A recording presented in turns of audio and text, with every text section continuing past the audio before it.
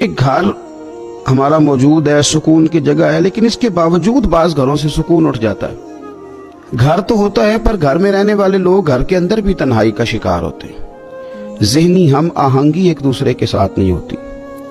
نسب کا رشتہ تو موجود ہوتا ہے لیکن دل کا رشتہ موجود نہیں ہوتا۔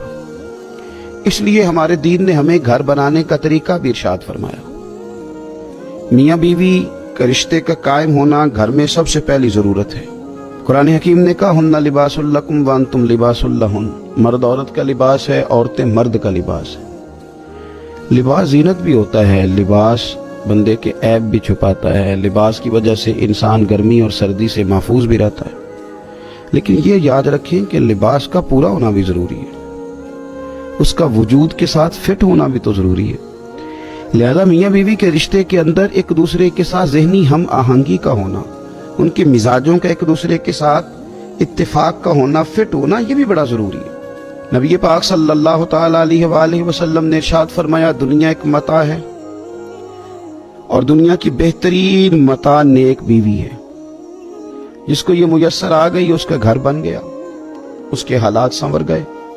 اور حضور صلی اللہ تعالی علیہ وسلم نے ہمیں گن کے بتایا تھا، گن کے فرمایا 4 چیزوں کی وجہ سے لوگ نکاح کرتے ہیں: مال دیکھ کر، حسب نسب دیکھ کر، حسن و جمال دیکھ کر، اور چوتھے نمبر پر دین دیکھ کر۔ فرمایا میرے غلاموں تم نے اس طرح کرنا ہے، جب کسی خاتون سے نکاح کرو یا تم اپنی بیٹی کا کسی لڑکے سے نکاح کرو، دین دیکھ کے کرنا، پرہیزگاری دیکھ کے کرنا۔ ایک حدیث میں نبی پاک صلی اللہ علیہ وسلم نے فرمایا حسن دیکھ کے تم نکاح کرو گے تو ہو سکتا ہے اس کا حسن اسے ہلاک کر دے، مال دیکھ کے نکاح کرو گے تو ہو سکتا ہے مال اسے متکبر بنا دے، تم دین دیکھ کے نکاح کرنا، رب تمہیں برکت عطا کر دے۔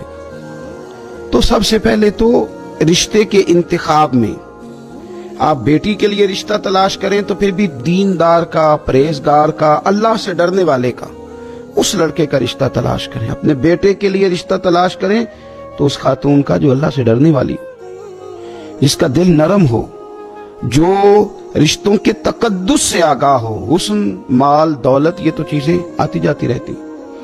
تو گھر کے اندر اگر آپ آسودگی حاصل کرنا چاہتے ہیں تو اس کے لیے سب سے زیادہ ضروری یہ ہے کہ گھر کے اندر آپ کا ماحول کس طرح کا۔ حضرت سعید رحمت اللہ علیہ تابعین میں سے تھے، نیک آدمی تھے، محدث تھے، عالم تھے، درویش تھے، صوفی تھے، اللہ کے بندے تھے۔ ان کی بیٹی بڑی پارسا تھی، بڑی نیک تھی۔ بادشاہ وقت نے اپنے شہزادے کے لیے رشتہ بھیجا۔ دیکھیں اب ایک سوچ یہ ہے کہ میری بیٹی شہزادی بن جائے گی، کل کو ملکہ بن جائے گی، لیکن وہ سمجھ گئے کہ وہ جو لڑکا ہے اس کی طبیعت میں تو عیاش پن ہے، وہ شہزادہ تو ہے لیکن اس کی خواہشات بہت بڑی ہیں۔ تو حضرت سعید رحمت اللہ تعالی علیہ نے بادشاہ سے معذرت کر لی، فرمایا میں اپنی بیٹی کا نکاح تیرے ساتھ نہیں کر سکتا۔ وہ کہنے لگا میں تو جس پہ ہاتھ رکھوں وہ اپنی بیٹی دینے کو تیار۔ فرمایا میں نہیں اپنی بیٹی کا نکاح تیرے ساتھ کروں گا۔ وہاں معذرت کر لی، لیکن ایک شاگرد آپ کے پاس حدیث پاک پڑھا کرتا تھا، بڑا نیک تھا، پرہیزگار تھا، متقی تھا، اللہ کو یاد کرنے والا تھا۔ حضرت شیخ نے اگلی صبح اس سے فرمایا کہ تو نکاح کیوں نہیں کرتا؟ عرض کی حضور میں نہ دولت پاتا ہوں، نہ مال و اسباب پاتا ہوں، کون مجھے رشتہ دے گا؟ تو فرمایا اگر میں اپنی بیٹی کا نکاح تیرے ساتھ کر دوں تو قبول کرتا ہے؟ اس نے کہا حضور یہ تو سعادت مندی اور فیروز بختی کی حد ہو گئی کہ اتنے بڑے شیخ کی صاحبزادی اور پھر اتنی نیک، پارسا اور اچھی اور اللہ سے ڈرنے والی خاتون۔ تو حضرت شیخ نے گھر جا کے اپنی بیٹی سے اجازت لی اور نکاح کر دیا، اور آخری جملہ اپنی بیٹی سے کہا، کہنے لگے پتر میں نے تیرے لیے دولت کا انتخاب نہیں کیا، میں نے تیرے لیے بہت اعلیٰ بنگلوں کا انتخاب نہیں کیا، لیکن اس شوہر کا انتخاب کیا ہے، اور تیرے شوہر کے لیے اس بیوی کا انتخاب کیا ہے جو انشاءاللہ مصلی پہ بیٹھا کریں گے، قرآن پاک پڑھا کریں گے، رزق کھائیں گے لیکن دیکھ کے کھائیں گے کہ حلال ہے کہ حرام۔ تو رشتوں کے انتخاب میں دیکھیں، ایک ہے لباس جسم،